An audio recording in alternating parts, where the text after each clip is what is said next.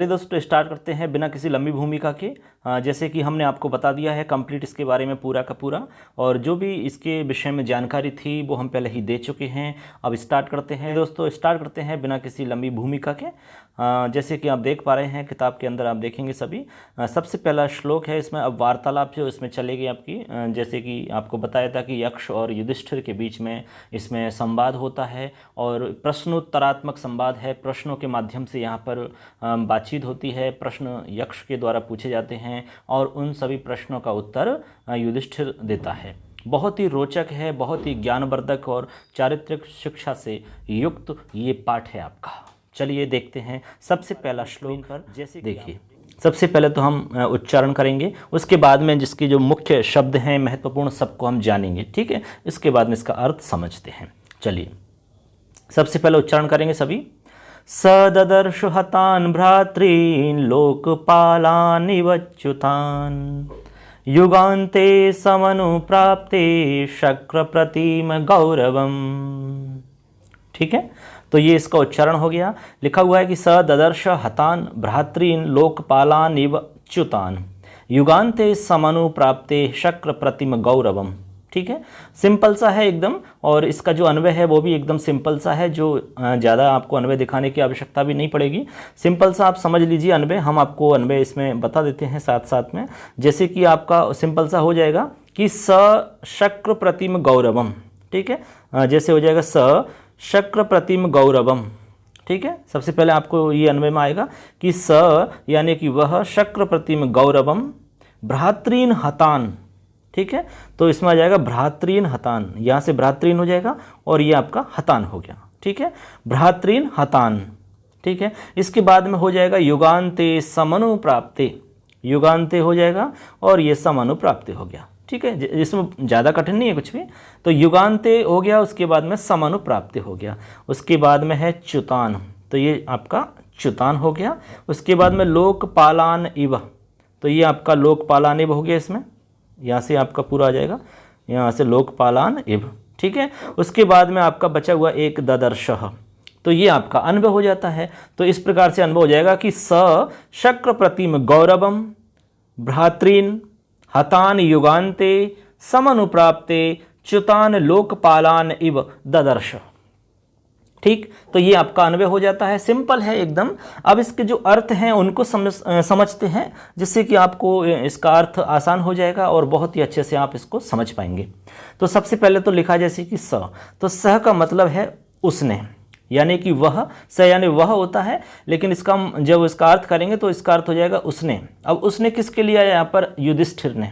ठीक है, तो ये स का जो प्रयोग हुआ है वो आपका युधिष्ठिर के लिए हुआ है।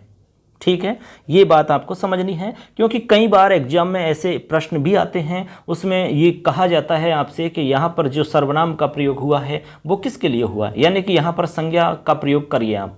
तो सर्वनाम शब्द का जो प्रयोग है इसके स्थान पर संज्ञा शब्द का प्रयोग करना है। तो अब किसके लिए आया है वो आपको बताना होता है, वो आपका संज्ञा होता है। तो जैसे आपको पता है कि ये आपका स का प्रयोग युधिष्ठिर के लिए आया है। ठीक, अभी हम अर्थ बताएंगे तो इसमें आपको पता लग जाएगा ये। इसके बाद में आपका देखो स के बाद में है ददर्श, तो ददर्श का अर्थ होता है बच्चों देखा। ठीक है, ददर्श यानी क्या होता है? देखा। ठीक है, उसके बाद में है हतान। हतान का मतलब होता है मरे हुए के समान। ठीक है, हतान यानी क्या होता है बच्चों? मरे हुए के समान। ठीक है, उसके बाद में लिख रहा है भ्रातॄन्, तो भ्रातॄन् का मतलब होता है भाई। ठीक है, यानी भाइयों को। भ्रातॄन् यानी क्या हो जाएगा? भाइयों को। भ्रातृ यानी भाई होता है, तो भ्रातृ यानी भाइयों को। लोकपालान इव। ठीक है, तो लोकपालान इव का अर्थ क्या हो जाएगा बच्चों? लोकपालान इव का अर्थ हो जाएगा आपका कि लोकपालों की तरह। ठीक है, किसकी तरह? लोकपालों की तरह। लोकपाल जैसे जो लोकपाल होते हैं उनकी तरह, लोकपालों की तरह। ठीक है, लोकपालान इव यानी लोकपाल जो होते हैं उनकी तरह। च्युतान, च्युतान का अर्थ होता है आपका गिरे हुए। च्युतान का अर्थ होता है गिरे हुए या पड़े हुए। ठीक है, गिरे हुए या पड़े हुए ये आप मान सकते हैं। इसके बाद में है युगान्ते। युगान्ते का अर्थ होता है बच्चों प्रलय काल। ठीक है, युगान्ते यानी प्रलय काल में, प्रलय के समय में। ठीक है, तो युगान्ते का क्या अर्थ हुआ? प्रलय काल या प्रलय के समय में। तो युगांत्य का क्या अर्थ होगा बच्चों? प्रलय काल या प्रलय के समय में, ये ठीक है। इसके बाद में है समानुप्राप्ते, समानुप्राप्ते यानी आने पर। तो युगांते समानुप्राप्ते का एक साथ अर्थ हो जाएगा कि प्रलय काल आने पर या प्रलय काल के समय पर। ठीक है, बात समझ में आई गई आपके कि प्रलय काल में, ठीक है, यानी प्रलय काल का समय जब आया था तब। अब इसके बाद में आपका शक्र प्रतिम गौरवम, ये आपको एक शब्द बच रहा है। तो शक्र प्रतिम गौरवम का जो अर्थ है वो होता है इंद्र के समान गौरवशाली। इंद्र के समान क्या? गौरवशाली को कहते हैं शक्र। शक्र यानी इंद्र के लिए आया है। कैसे? प्रतिम गौरवम। तो शक्र प्रतिम गौरवम का मतलब हो जाएगा इंद्र के समान गौरवशाली। ठीक, अब इसमें सारे के सारे शब्दों का अर्थ आप समझ चुके हैं। अब आप इसका मतलब आराम से निकाल लोगे। तो मतलब हो जाएगा कि सशक्र प्रतिम गौरवम, यानी कि वह, यानी वह का मतलब हमने कहा कि उसने या युधिष्ठिर ने, यानी कि युधिष्ठिर ने इंद्र के समान गौरवशाली, हमने आपको बताया कि सशक्र प्रतिम गौरवम, अन्वय जब बताया ना, तो सशक्र प्रतिम गौरवम भ्रातृन हतान युगान्ते समनुप्राप्ते च्युतान लोकपालानिव ददर्श।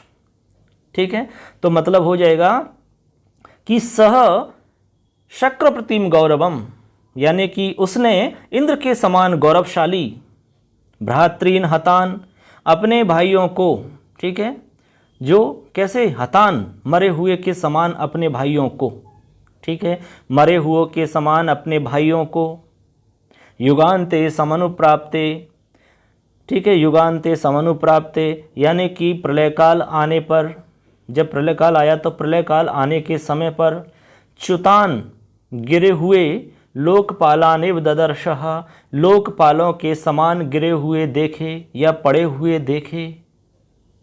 ठीक है, मतलब सीधा सा आप दोबारा से समझ लो, इसका सिंपल सा अर्थ हो जाता है कि युधिष्ठिर ने इंद्र के समान गौरवशाली अपने भाइयों को सरोवर के तट पर निर्जीव की भांति पड़े हुए या फिर मृत के समान पड़े हुए उसी प्रकार देखा, मानो कि प्रलय काल में संपूर्ण लोकपाल अपने लोकों से भ्रष्ट होकर के नीचे गिर गए हों। उसी प्रकार से उस युधिष्ठिर ने मरे हुए देखा। किस अवस्था में देखा? मरे हुए के समान अवस्था में देखा। कैसे? मानो प्रलय काल के समय में जैसे लोकपाल अपने लोकों से भ्रष्ट होकर गिर गए हों, उसी प्रकार उसने अपने भाइयों को उस सरोवर के तट पर पड़े हुए देखा। सिंपल है, ठीक है। तो ये सीधा सार समझ में आ गया कि जब युधिष्ठिर वहाँ गया तो उसने देखा कि उसके जो भाई थे वो मरे हुए के समान उस सरोवर के तट पर उसी के जैसे पड़े हुए थे, मानो कि प्रलय काल में संपूर्ण लोकपाल अपने लोकों से भ्रष्ट होकर के नीचे गिर गए हों, उसी प्रकार से वो सरोवर के पास में पड़े हुए थे। तो ये आपको बात समझ में आगे होगी। बहुत ही आसान है, एकदम सिंपल सा है, सारे श्लोक बहुत ही आसान हैं, आराम से आपको समझ में आ जाएंगे। चलिए अगला श्लोक देखते हैं, नंबर 2। आगे क्या देखा है उसको हम समझते हैं। पहले उच्चारण करेंगे, उसके बाद में अर्थ जानेंगे, उसके बाद में उस पूरे श्लोक का अर्थ समझेंगे। बुद्धया विचिन्तयामास वीरा केन निपातिताः गाहमानाश्च तत्तोयम अंतरिक्षात सशुश्रुवे। ठीक है, मतलब देखिए, तो सब उच्चारण हो गया कि बुद्धया विचिन्तयामास वीराः केन निपातिताः गाहमानाश्च तत्तोयम अंतरिक्षात सशुश्रुवे। ठीक है, जब उसने देखा कि इस प्रकार मेरे भाई यहाँ पर पड़े हुए हैं, तब वो विचार करता है, तब वो वहाँ पर कहता है कि अपनी बुद्धि द्वारा विचार किया उसने और कहने लगा कि इन वीरों को किसने मारा गिराया, किसने मार गिराया इन वीरों को। उस पानी में प्रवेश करते हुए उसे आकाशवाणी सुनाई दी। तो अब देखिए, पहले तो इसका अन्वय आपको बताते हैं हम, सिंपल सा है। बुद्धया विचिन्तयामासः वीराः केन निपातिताः, किसके द्वारा गिराया गया होगा? गाहमानाश्च तत्तोयम अंतरिक्षात सशुश्रुवे। ठीक है, तो गहमानस, तो इसका अन्वय हो जाएगा बच्चों बुद्धया विचिन्तयामासः। तो अन्वय देखिए, अन्वय हो जाएगा बुद्धया विचिन्तयामास, बुद्धया विचिन्तयामासः वीराः केन निपातिताः। बिल्कुल सीधा का सीधा जैसा जैसा लिखा हुआ वो का वही अन्वय हो जाएगा। तो बुद्धया विचिन्तयामासः वीरा केन निपातिताः। ठीक है। इसके बाद में हो जाएगा तत तोयम गाहमानाश्च, तत तोयम गाहमानाश्च अंतरिक्षात शुश्रुवे, सह अंतरिक्षात शुश्रुवे। दोबारा सुन लो अन्वय चाहे तो आप। बुद्धया विचिन्तयामाशः वीराः केन निपातिताः, पूरी की पूरी लाइन ऐसे कैसे रहेगी। उसके बाद में नीचे जो लाइन है उसका हो जाएगा आपका तत तोयम गाहमानाश्च स अंतरिक्षात शुश्रुवे, स अंतरिक्षात शुश्रुवे। ठीक है। अब देखो इसमें जो शब्द हैं उनका अर्थ देखते हैं।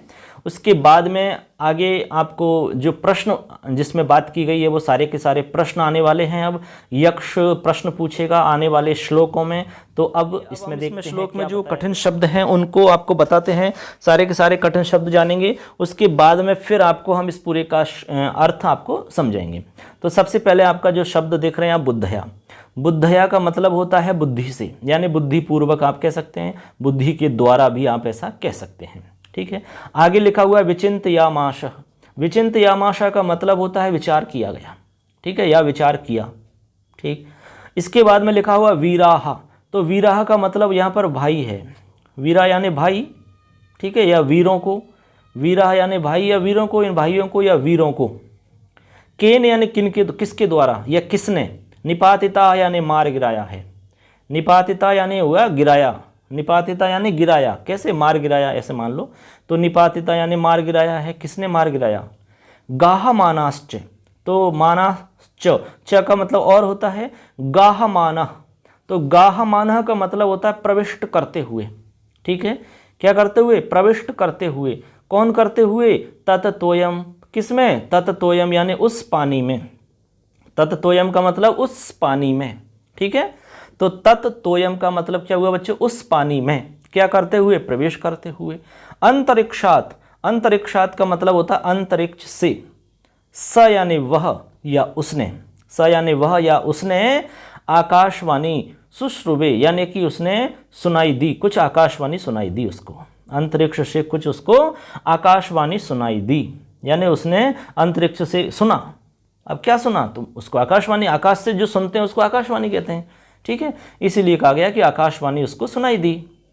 तो ये इसके शब्दों का अर्थ हो जाता है। अब इस पूरे श्लोक का अर्थ देख लो आप, सिंपल सा है। तो इसमें कहा गया कि बुद्धया विचिन्तयामाशः वीरा केन निपातिताः, बुद्धया विचिन्तयामाशः यानी अपनी बुद्धि के द्वारा विचार किया गया कि, अपनी बुद्धि के द्वारा विचार किया गया कि वीराः केन निपातिताः, इन वीरों को किसके द्वारा मारा गया है या किसने मार गिराया है, इन वीरों को किसने मार गिराया है या किनके द्वारा मारा गया है। फिर लिख रहा है तत्तोयम गाहमानाश्च, उस पानी में प्रवेश करते हुए। अब जैसे ही उसने देखा कि इन वीरों को किसने गिराया, तो वो उस बगल में पानी था, सरोवर था। अब उस पानी में युधिष्ठिर क्या कर रहा है, प्रवेश कर रहा है। ठीक है, जैसे ही वो प्रवेश किया तो लिख रहा है कि तत्तोयम गाहमानाश्च, उस पानी में प्रवेश करते हुए अंतरिक्षात शुश्रुवे यानी सह अंतरिक्षात शुश्रुवे, उसने आकाशवाणी सुनाई दी उसे, यानी उसने आकाशवाणी सुनी या उसे आकाशवाणी सुनाई दी। कब सुनाई दी बताइए बच्चों, जब उस पानी में प्रवेश किया उन्होंने, यानी उसमें पानी में जब प्रवेश किया उसने, उस पानी में प्रवेश करते हुए उसे आकाशवाणी सुनाई दी। किसको आकाशवाणी सुनाई दी, युधिष्ठिर को आकाशवाणी सुनाई दी। ठीक है, तो इस प्रकार से इसका मतलब हो जाता है, सिंपल सा अर्थ है। दोबारा सुन लो चाहो तो आप। अपनी बुद्धि के द्वारा विचार किया गया कि इन वीरों को किसने मार गिराया है, उस पानी में प्रवेश करते हुए उसे आकाशवाणी सुनाई दी। ठीक है, तो ये इसका अर्थ हो जाता है। अब उसे आकाशवाणी सुनाई दी, अब किसको आकाशवाणी सुनाई, युधिष्ठिर को। अब देखिए आगे क्या होता है। अब आकाशवाणी जो सुनाई दी उसको वो कौन था, किसकी आवाज़ थी, ठीक है, किसने क्या बोला था, सारा का सारा हम जानेंगे अगले श्लोक में। तो चलते हैं अगले श्लोक की तरफ। देखो ये चित्र आप देख पा रहे हैं बच्चों, ये चित्र है आपका। ठीक है, अब ये चित्र दिख रहा है ना आपको, सामने आपको बगुला दिख रहा है। ठीक है, वो बगले का रूप धारण कर लेता है यक्ष। अब देखो यहाँ पर हम बात करेंगे, अब देखिए अगले श्लोक की तरफ देखिए। अब देखो यहाँ पर आएगा मुख्य जो आपका इसमें पाठ में जो दिया हुआ है वो चीज़ यहाँ से चालू होगी। अब तो देखो जैसे कि आप इसमें देख पा रहे हैं लिखा हुआ है दोस्तों, जैसे कि आप देख पा रहे हैं लिखा हुआ है यक्ष उवाच, ठीक है, लिख रहा है ना। अब यहाँ से यक्ष बोल रहा है, ठीक है। अब यहाँ यक्ष बोला, क्या बोला यक्ष, सुनो। अब वार्तालाप चालू होगा यक्ष और युधिष्ठिर का। अब यहाँ पर जो मुख्य विषय वस्तु है, जो प्रश्नोत्तर के माध्यम से बातचीत होगी, वो यहाँ से स्टार्ट होने वाली है। अच्छे से समझना है, यहाँ से किसी भी आपके श्लोक से यहाँ पर आपका प्रश्न बन सकता है। चलिए, यक्ष उवाच, यक्ष बोलता है, इमे ते भ्रातरो राजन् वार्यमाणा मया सकृत बलात्तोयं जिहीर्षन्तस्ततो वै मृदिता मया। ठीक है, तो कहने लगा कि इमे ते भ्रातरो राजन वार्यमाणा मया सकृत बलात् तोयम जिहीर्षन्तस्ततो वै मृदिता मया। ठीक है, किसने बोला, यक्ष बोल रहा है। किससे, युधिष्ठिर से बोल रहा है। क्या बोला है, तो पहले इसका आप क्या समझोगे, अन्वय। ठीक है, अन्वय जानते हैं बच्चों इसका सबसे पहले तो अन्वय हो जाएगा इसका राजन। ठीक है, तो ये अन्वय हो जाएगा राजन इमे ते भ्रातराः, इमे ते भ्रातरा राजन इमे ते भ्रातरा मया अशकृत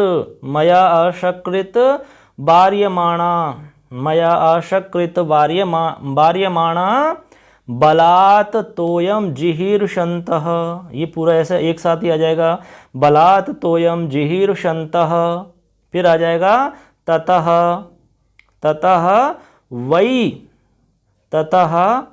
और वै मया मृदिता। यहाँ से आ जाएगा मया, फिर यहाँ आ जाएगा मृदिता। ठीक है, मेरे द्वारा मारे गए। तो आप समझ गए होंगे इसका अन्वय। चाहे तो आप दोबारा सुन लीजिए। अन्वय हो जाएगा कि राजन, कहने लगा राजन, हाँ यहाँ से राजन हो जाएगा, यहाँ से देखो ये राजन रहा। राजन इमे ते भ्रातराः मया असकृत वार्यमाणा बलात् तोयम जिहीर्षन्ताः ततः वै मया मृदिता। ठीक है, मृदिताः। तो ये इसका अन्वय हो जाएगा। सिंपल अन्वय है, इसलिए हम स्क्रीन पर दिखा नहीं रहे, एकदम सीधा सा है, आराम से अर्थ निकाल सकते हो आप खुद ही। जब शब्दों का अर्थ समझ जाओगे तो आप अपने आप खुद अर्थ निकाल सकते हो। तो देखो इसके शब्दों का अर्थ समझो आप, उसके बाद में अपने आप इसका अर्थ भी निकल जाएगा। तो सबसे पहले जैसे इसमें आपको देख रहे हैं इमे ते भ्रातरो, यानी इमे ते भ्रातरो यानी ये सभी, इमे यानी ये सभी, ते यानी तुम्हारे, भ्रातर यानी भाई। ठीक है, इमे ते भ्रातरो का अर्थ हो जाएगा बच्चों ये सभी तुम्हारे भाई।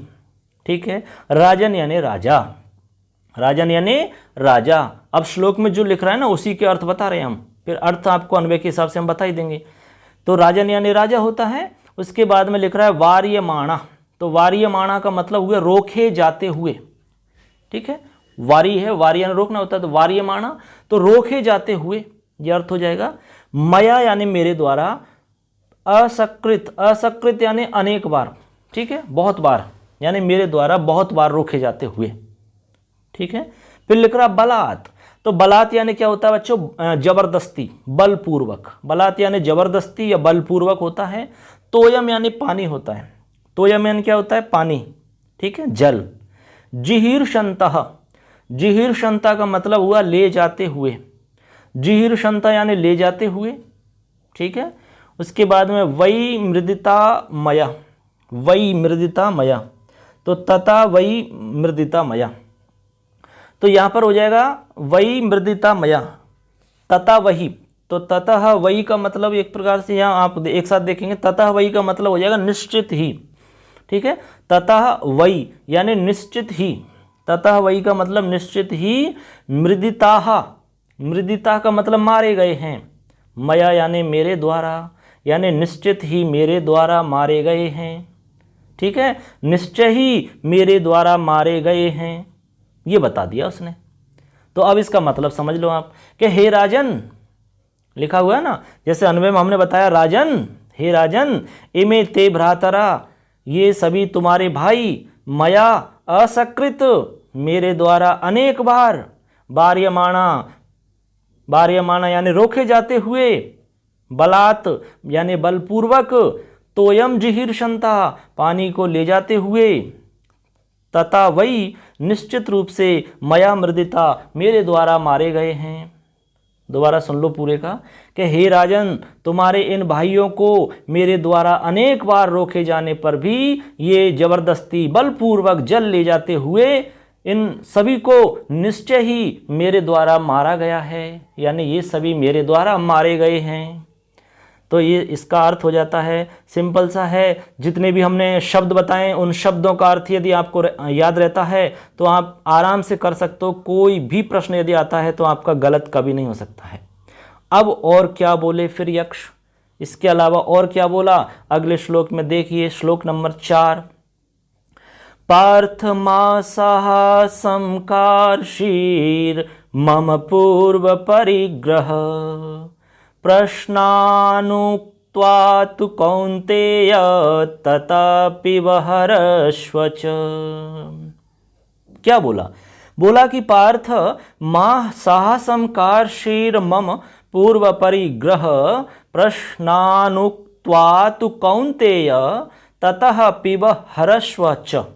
ठीक है, अब देखो इसका मतलब, तो पहले तो अन्वय समझो आप, उसके बाद में फिर इसका अर्थ जानेंगे। तो मतलब इसका देखो अन्वय होता है सीधा सा कि पार्थ साहसम मां कार्षी, पार्थ साहसम मां कार्षी। अब आप साहसम मां कार्षी लिखो या मां साहसम कार्षी लिखो, कोई भी फर्क नहीं पड़ता, कोई दिक्कत नहीं है। अन्वय में शब्द इधर उधर हो सकते हैं, अर्थ में ज़्यादा परिवर्तन नहीं हो रहा है। अन्वय का मतलब है हमें उसका अर्थ व्यवस्थित करना होता है, इसीलिए अन्वय किया जाता है।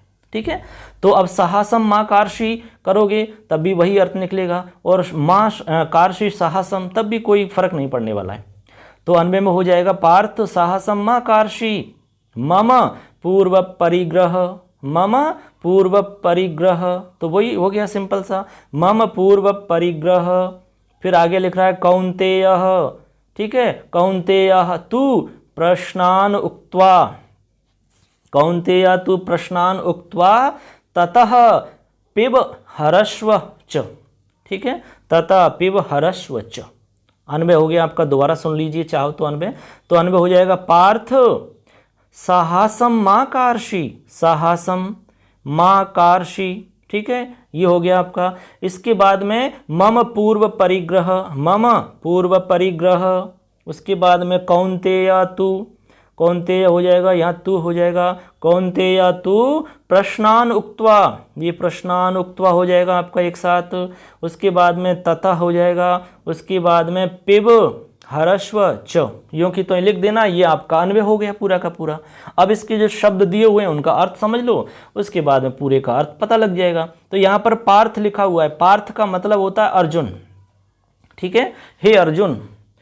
अब वो बता रहा है, कौन बोल रहा है? यक्ष बोल रहा है। ठीक है, क्या कह रहा है कि हे पार्थ, हे अर्जुन, मां साहसम, यानी तुम साहस मत करो। मां साहसम का मतलब साहस मत करो। ठीक है, फिर लिख रहा है कार्षी, मां कार्षी। ठीक है, मां यानी नहीं, साहसम यानी साहस, कार्षी, कार्षी का मतलब होता है करो। ठीक है, कार्षी, कार्षी यानी करो। ठीक है, और मां कार्षी हो जाएगा तो मत करो हो अर्थ हो जाएगा। अब आगे लिखा हुआ है इसमें देखो, मां का मतलब समझ गया, मां यानी नहीं, मना करना होता है, मत। ठीक है ना, फिर साहस यानी होता ही है साहस, कार्षी यानी करो, फिर मम यानी मेरा। ठीक है, मम यानी क्या होता है? मेरा। पूर्व परिग्रह, पूर्व परिग्रह का मतलब होता है पहले से अधिकृत वस्तु, यानी पूर्व से अधिकृत वस्तु। पूर्व परिग्रह यानी पूर्व से ही, पहले से ही अधिकृत वस्तु। ठीक है, जैसे मान लो कोई वस्तु है जिस पर मान लो आपका अधिकार है, अब उसके आपके बाद में कोई दूसरा व्यक्ति आकर के ये कहे कि मैं इसमें से हिस्सा लूँगा। ठीक है, यानी मेरा भी हिस्सा है, तो आप कह रहे हैं कि भाई इस पर पूर्व से ही मेरा अधिकार है। तो ऐसे ही यक्ष कह रहा है कि पहले से अधिकृत वस्तु है मेरी, ये सरोवर का जो पानी है उस पर पहले से ही मेरा अधिकार है, तो मेरी अनुमति के बिना कोई उसका उपयोग नहीं कर सकता है, ऐसे वो समझा रहा है। अब देखो, तो यहाँ पर पार्थ का अर्थ समझ गए, माँ का मतलब समझ गए, माँ यानी मना करना होता है मत, साहस यानी साहस करना, कार्ष यानी करो, मम यानी मेरा, पूर्व परिग्रह यानी मेरा पहले से अधिकृत वस्तु, प्रश्नान यानी प्रश्नों को, उक्त्वा यानी उक्त्वा का मतलब होता है उत्तर दे करके, ठीक है। उक्त्वा यानी उत्तर दे करके, तू कौन्तेया यानी हे कुंती पुत्र, हे कुंती पुत्र, ठीक है। उसके बाद में ततः, ततः यानी तथा पिब हरस्व च, ठीक है। मेरे प्रश्नों का उत्तर देकर फिर, तथा यानी फिर जल ले जाना और मतलब जल पियो और ले जाओ, यानी तथा यानी उसके बाद, उसके बाद में या फिर, ठीक है। तथा यानी उसके बाद या फिर, पिब यानी पियो, हरस्व च और लेकर भी जाओ। क्या पियो? जल, यानी कि जल पियो भी और फिर लेकर भी चले जाना, ऐसे उन्होंने कहा। अब पूरे का अर्थ समझो आप एक बार। तो कहने लगे कि हे अर्जुन, पार्थ साहसम माकार्षि, साहसम माकार्षि, कि हे अर्जुन साहस मत करो, यह पहले से ही मेरे अधिकार की वस्तु है, पहले से ही मम पूर्व परिग्रह, मम पूर्व परिग्रह यानी पहले से ही मेरे अधिकार की वस्तु है ये। इसलिए हे कुंती पुत्र अर्जुन, मेरे प्रश्नों का उत्तर देकर, ठीक है। प्रश्नानुक्त्वा तु कौन्तेयः, इसका मतलब हो जाएगा कि हे अर्जुन, हे कुंती पुत्र अर्जुन, मेरे प्रश्नों का उत्तर देकर, ततः यानी फिर, जल पिब यानी पानी पियो, हरस्व च और लेकर भी जाओ, यानी फिर जल पियो और ले जाओ, ठीक है। इस प्रकार से वो यक्ष बोला उससे कि हे कुंती पुत्र अर्जुन, पहले मेरे प्रश्नों का उत्तर दो, उसके बाद में पानी पीना और पानी लेकर जाना। क्यों? क्योंकि इस पर पहले से मेरा अधिकार है, इसलिए उसने मना किया था कि साहस मत करो पानी पीने का। अब उन्होंने मानी नहीं बात उसकी, यक्ष की, तो मूर्छित हो गए, ठीक है। वो बता रहा है युधिष्ठिर को कि ऐसा ऐसा हुआ।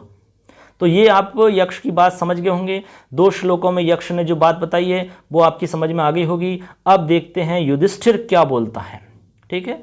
अब देखिए यहाँ पर युधिष्ठिर बोलता है, युधिष्ठिर उवाच, अब युधिष्ठिर बोलने लगा। क्या बोला? 5वें श्लोक में देखते हैं। न चाहम कामये यक्ष तव पूर्व परिग्रहम् यथा प्रज्ञम तु ते प्रश्नान प्रतिवक्ष्यामि प्रच्छमाम। ठीक है, पूछिए, मैं आपके प्रश्नों का उत्तर दूंगा, जितना मैं जानता हूं बुद्धि के अनुसार, अपनी बुद्धि के हिसाब से मैं सभी प्रश्नों का उत्तर दूंगा आपके को, पूछिए।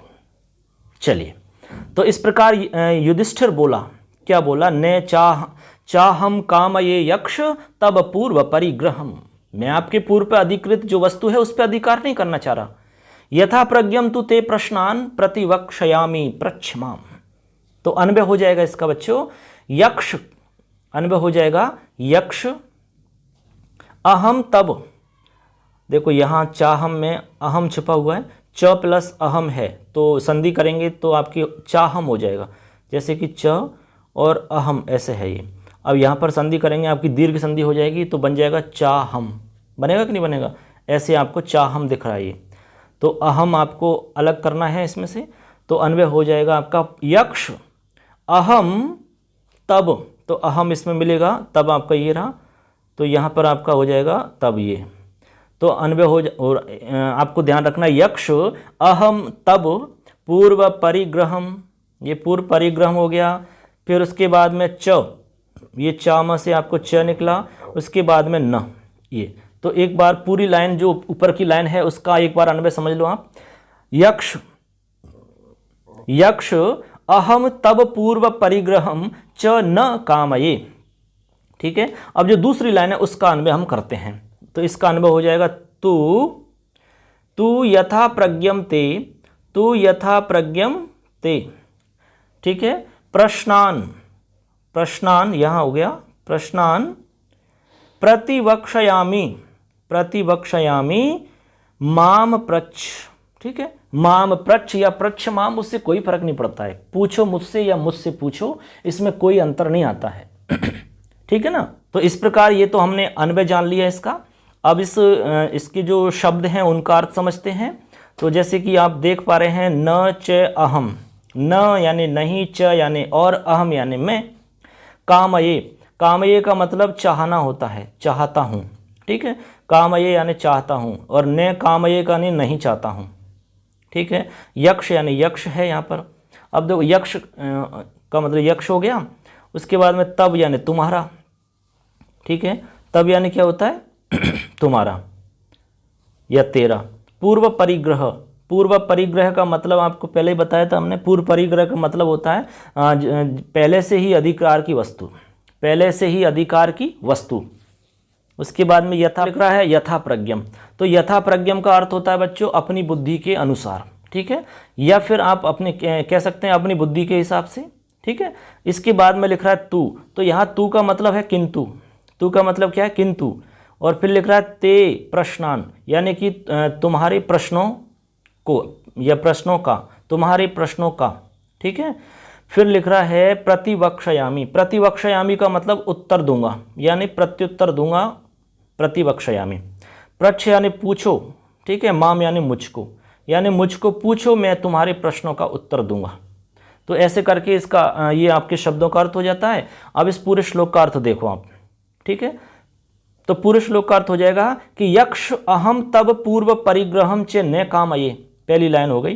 तो पहली लाइन का अर्थ हो जाएगा कि हे यक्ष, मैं तुम्हारे पहले से ही अधिकार की वस्तु यानी कि इस जल को लेना नहीं चाहता हूं। न कामये, नहीं लेना चाहता हूं, ठीक है। फिर दूसरी लाइन पर चलते हैं। तू यथा प्रज्ञम ते प्रश्नान प्रतिवक्षयामी माम प्रच्छ। किंतु मैं अपनी बुद्धि के अनुसार तुम्हारे सभी प्रश्नों का प्रत्युत्तर दूंगा, मुझसे पूछो। मैं तुम्हारे सभी प्रश्नों का प्रत्युत्तर दूंगा, मुझसे पूछो। किसने कहा? युधिष्ठिर ने कहा। अब युधिष्ठिर ने कहा कि आप मेरे से सवाल पूछिए, मैं अपनी बुद्धि के हिसाब से सभी प्रश्नों का उत्तर दूंगा। बस यक्ष को यही चाहिए था कि पहले मेरे प्रश्नों का उत्तर दीजिए, उसके बाद में खूब पानी पीजिए और लेकर भी चले जाइए। अब उसने कहा ठीक है, मेरे से पूछिए आप सवाल, मैं आपके सभी प्रश्नों का उत्तर दूंगा अपनी बुद्धि के हिसाब से जितना मैं जानता हूं। उसके बाद में अब यक्ष प्रश्न पूछता है, ठीक है। अब यहां से यक्ष प्रश्न पूछता है। यक्ष का यहां पर पहला सवाल हो रहा है।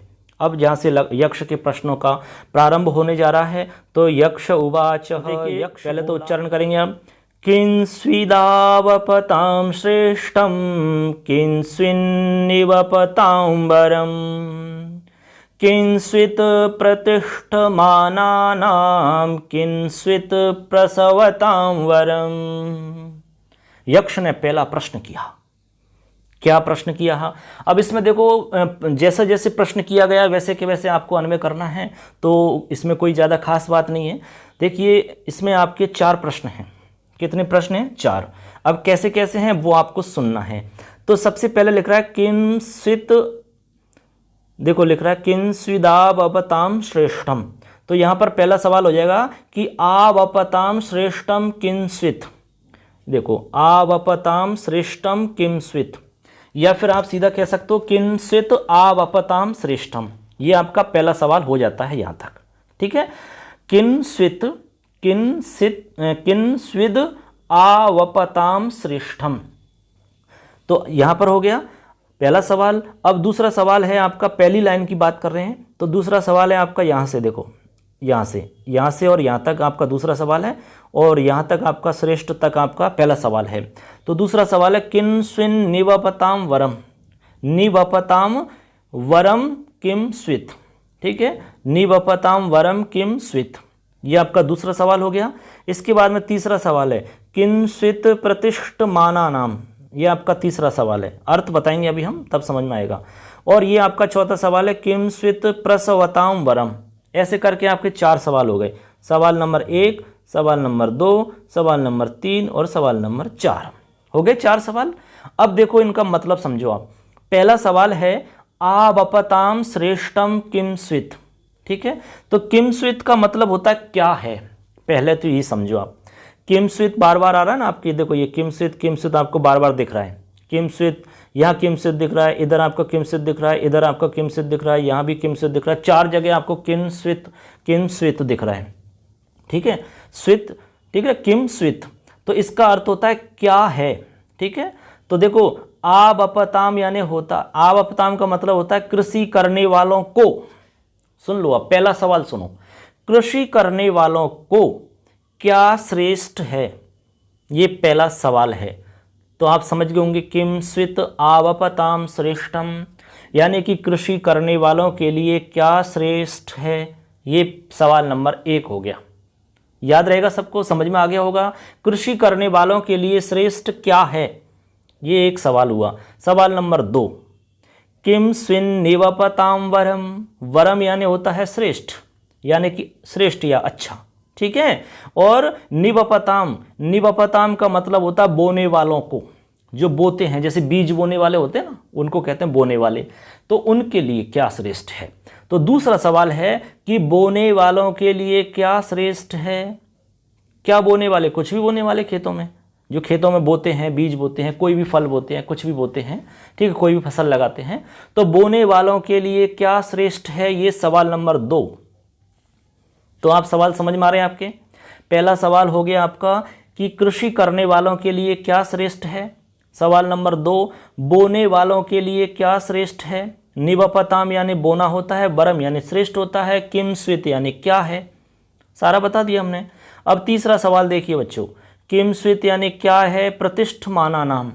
तो प्रतिष्ठमाना नाम का मतलब होता है प्रतिष्ठा प्राप्त धनवानों को, प्रतिष्ठा प्राप्त धनवानों को, ठीक है, क्या श्रेष्ठ है। तो तीसरा सवाल है प्रतिष्ठा प्राप्त धनवानों के लिए कौन सी वस्तु श्रेष्ठ है। तीसरा सवाल हो गया आपका, दोबारा समझ लो। तीसरा सवाल, प्रतिष्ठा प्राप्त धनवानों के लिए कौन सी वस्तु श्रेष्ठ है, ठीक है। अब देखो यहाँ पर आपका चौथा सवाल।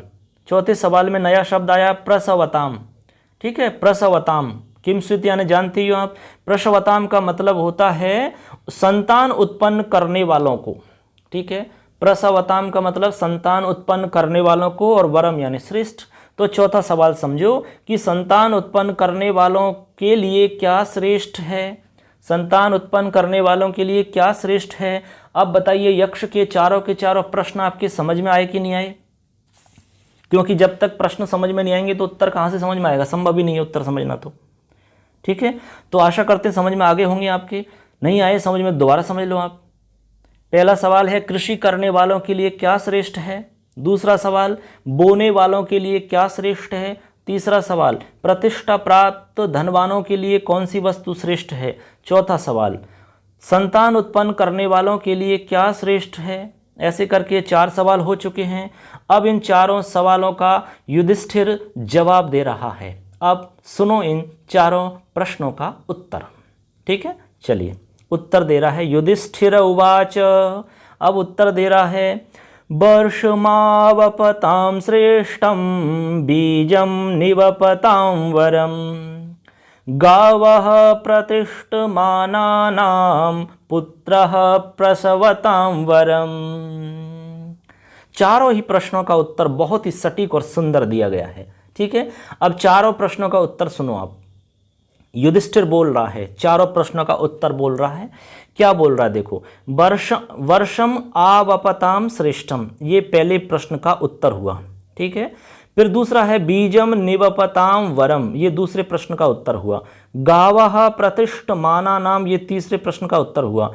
पुत्रः प्रसवताम वरम, ये चौथे प्रश्न का उत्तर हुआ। दिख रहा है स्क्रीन पर। तो ऐसे करके 4 सवाल पूछे गए थे, चारों ही प्रश्नों का उत्तर यहाँ आपको दिख रहा है। तो 4 प्रश्नों का उत्तर हो जाता है आपका ये। देखिए क्या उत्तर दिया वो समझो आप पहले तो देखो, वर्षम आवपताम श्रेष्ठम, इसका मतलब है आवपताम का मतलब हमने क्या बताया था आपको, कृषि करने वालों को, ठीक है। वर्षम का मतलब क्या होता है, वर्षा, वर्षम यानी वर्षा, और श्रेष्ठम का मतलब होता है श्रेष्ठ, ठीक है। तो ये पहले प्रश्न का उत्तर हो गया। पहला प्रश्न पूछा गया था कि कृषि करने वालों के लिए श्रेष्ठ क्या है, तो युधिष्ठिर ने उत्तर दिया कि कृषि करने वालों के लिए वर्षा श्रेष्ठ है। क्या श्रेष्ठ है, वर्षा। किसके लिए, कृषि करने वालों के लिए। तो बताइए कृषि करने वालों के लिए क्या श्रेष्ठ है, तो उत्तर हो जाएगा आपका कृषि करने वालों के लिए वर्षा श्रेष्ठ है, ठीक है। या फिर आपसे पूछ सकते हैं कि वर्षा किसके लिए श्रेष्ठ है, तो उत्तर हो जाएगा कृषि करने वालों के लिए वर्षा श्रेष्ठ है। और इसी को संस्कृत में बोलेंगे तो हो जाएगा कि आवपताम वर्षम श्रेष्ठम, या फिर वर्षम आवपताम श्रेष्ठम, जैसा लिखा वैसा का वैसा बोल सकते हैं। सवाल नंबर दूसरे सवाल का उत्तर दिया युधिष्ठिर ने, बीजम निबपतांबरम। सवाल पूछा था यक्ष ने कि बोने वालों के लिए क्या श्रेष्ठ है, और युधिष्ठिर ने जवाब दिया कि देखो, बीजम यानी बीज होता है, निबपताम यानी बोने वाले, श्रेष्ठ वरम यानी श्रेष्ठ। तो उत्तर दिया उन्होंने कि बोने वालों के लिए बीज श्रेष्ठ है, यानी बीज जो बोते हैं ना खेतों में, उनके लिए बीज श्रेष्ठ है। जैसा बीज बोएंगे वैसा ही तो होगा। अब बीज अच्छा नहीं है और आप चाहते हो कि फसल बहुत अच्छी होनी चाहिए, तो ऐसा संभव है क्या? नहीं, कभी भी नहीं हो सकता। अब आप बबूल का बीज लगा रहो और आप चाहते हो कि आम हो जाएं, वो भी संभव नहीं है। आम लगा रहो, आप चाह रहे हो कि केले हो जाएं, वो भी संभव नहीं है। तो बीज श्रेष्ठ है बोने वालों के लिए, ये दूसरा उत्तर था। तीसरा उत्तर सुनो। पहले तो सवाल आपको याद होगा कि प्रतिष्ठा प्राप्त जो धनवान लोग हैं उनके लिए कौन सी वस्तु श्रेष्ठ है। तो तीसरे सवाल का उत्तर दिया, गावः प्रतिष्ठमाना नाम, यानी कि प्रतिष्ठमाना नाम यानी हो गया आपका प्रतिष्ठा प्राप्त जो धनवान लोग हैं उनके लिए गाय श्रेष्ठ हैं, यानी कि गायें जो हैं, गायें वो श्रेष्ठ हैं। किसके लिए? प्रतिष्ठा प्राप्त धनवानों के लिए गायें श्रेष्ठ हैं, यानी कि गाय का पालन पोषण और संग्रह श्रेष्ठ है। ये तीसरे सवाल का उत्तर दिया युधिष्ठिर ने। चौथा सवाल और अंतिम सवाल, उसका स्टार्टिंग की बात है, ये तो चौथा सवाल, ठीक है। तो चौथा सवाल है, पुत्रः प्रसवतांबरम। सवाल ये था कि संतान उत्पन्न करने वालों के लिए क्या श्रेष्ठ है। युधिष्ठिर ने उत्तर दिया पुत्र। उत्तर दिया कि संतान उत्पन्न करने वालों के लिए पुत्र श्रेष्ठ है। समझ गए बात को? कोई भी ये नहीं चाहता कि हमें पुत्री प्राप्त होवे, सब ये चाहते हैं हमें तो पुत्र होना चाहिए, पुत्र होना चाहिए, पुत्र होना चाहिए। सारे लोग पुत्र की कामना करते हैं। यदि ऐसे ही कामना करते रहे तो पुत्री कहाँ से लाओगे आप? बेटी कहाँ से लेकर आओगे? तो बैलेंस गड़बड़ा जाएगा, पर्यावरण में संतुलन नहीं रहेगा, प्रकृति में संतुलन नहीं होगा। लेकिन श्रेष्ठ है, बिल्कुल मानते हैं, और यही है समाज के अंदर। तो युधिष्ठिर ने जवाब एकदम सटीक दिया कि संतान उत्पन्न करने वालों के लिए पुत्र श्रेष्ठ है।